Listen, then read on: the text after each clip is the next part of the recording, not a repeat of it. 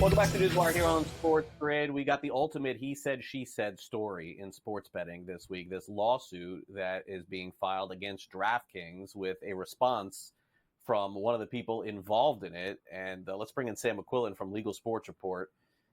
Sam, this is an extremely convoluted story. It's a convoluted lawsuit. On social media, there was a convoluted response trying to understand exactly what happened here. Is this a legit lawsuit? Is it not legit? The people involved, are they legit? Are they unsavory characters? I don't know what to make of this entire thing. I would love for you to tell me your opinion of it, but first I think we probably should tell the story as to what this lawsuit is all about, and then we can take it from there. Yeah, Craig, it essentially involves three very strange parties. One is the John Doe who filed this lawsuit. One is a professional gambler named Gadun Kyrillos. If I'm saying his last name wrong, I apologize, but he's commonly known as Spanky in the gambling world. And then DraftKings, a sports betting company, obviously. So it's these three parties have been named in this lawsuit. It accuses Spanky, who fired back this week, kind of telling his side of the story. It accuses him of extorting a man to pay him $500,000 who he allegedly found using information obtained from higher-ups at DraftKings.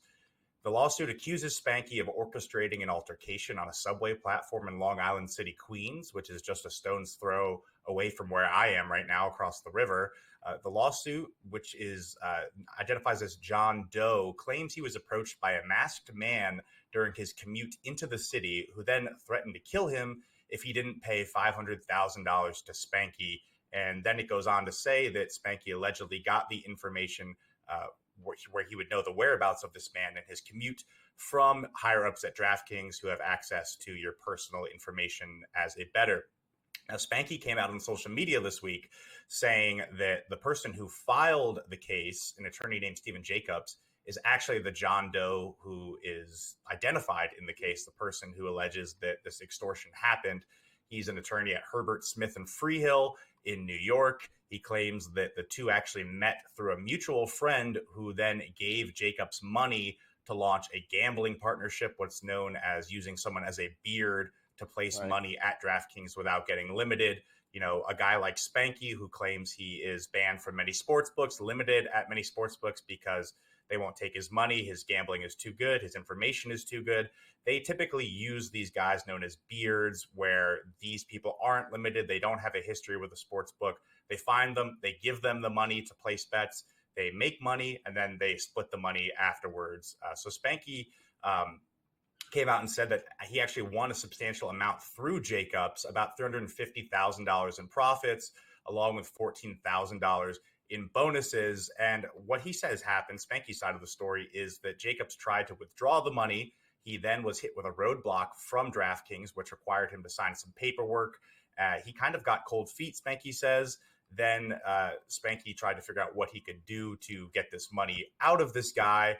He emailed the New York State Gaming Commission, he says, and then uncovered through a FOIA request that this guy actually withdrew his appeal to the New York State Gaming Commission to get his money back pretty much as soon as he sent it. So it's a lot of he said, she said, like you said. Spanky claims that he tested Jacobs by saying he could get info from DraftKings on the payout when he's saying, obviously, I can't get that because I'm banned from DraftKings. I can't get that info. So it's this weird embezzlement accusation scheme. Whether or not this guy was actually accosted, we don't have any evidence. Whether or not, Spanky went to other lengths to try to get his money back from this guy. It does seem like there is a mutual acknowledgement that there was some sort of bearding scheme or using someone to get money from DraftKings through a proxy for Spanky. So it should be noted that that's illegal in New York. So you have some people speculating why he would admit to that. Maybe it's to clear his name from this case. And it's weird just to see DraftKings involved. They put out a statement saying, hey, we really have no part in this. We don't know why we're being sued. We obviously wouldn't give information to a proxy bettor to go locate somebody. So more will come in this weird case, and I'm sure more of it will be very weird indeed. Yeah, a lot of strange commentary coming from this. Maybe the most strange is the fact that this Spanky says that he's limited or can't bet in these sports books. As far as I know, Sam, Las Vegas is a 4 or 5 hour flight away. You just do whatever you're going to do and then come back and you make yourself your fortune if indeed that is the case. I don't know. It's a very odd story, to say the least, for me. Anyway, all right.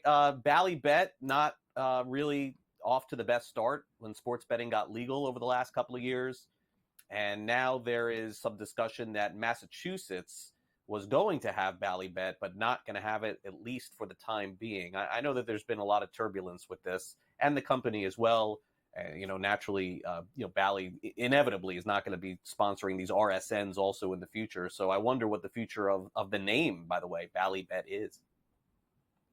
Yeah, Bally Bet has waited over a year to launch in Massachusetts. So naturally, it pushing back its launch date, again, isn't that surprising. It had actually planned to launch Bally Bet today, but came out yesterday and told the Massachusetts Gaming Commission, frankly, it needs more time to get things straight. And it's now going to plan to launch sometime in July. The commission said that there's one outstanding issue to resolve, but it'd be surprising at this rate if they had much, if any, success in the Bay State, considering it'll be about 16 months since the other sports books have launched. People are getting plenty of action elsewhere in Massachusetts. You wonder what the incentive to join a book like Bally Bet, which, again, like you said, doesn't have the greatest reputation and has been marred by a myriad of problems. They're now on version 3.0 of their product after writing off about $3 billion, or trying to write off about $3 billion in acquisitions over the last couple of years that resulted in less than 1% market share across the country. So when it launched the sports betting app last fall, it was offline in several states for a couple of months, obviously causing people to get off the app and lose more customers there. And they went over to third-party technology, which is the opposite of what most successful sports books do. We've seen them go on to their own technology. And yeah, Bally Bet is facing the whole ordeal with losing Bally Sports as well. And they are currently exploring a sale from one of their higher-ups, has offered to buy the company and suggested that they get out of sports betting altogether. We've seen smaller apps like WinBet and Better not survive in Massachusetts. So you have to think at this point, why are they even launching in Massachusetts if they can't even really do it on time? Yeah, no, it doesn't make sense. I'm going to guess that'll be the next story, as they don't end up doing it. All right, let's wrap it up with the latest going on in Canada. I know Pat was on the show yesterday talking about this new blueprint for the government there, launching a regulated online gambling market in Alberta, Canada. Do you think that this happens?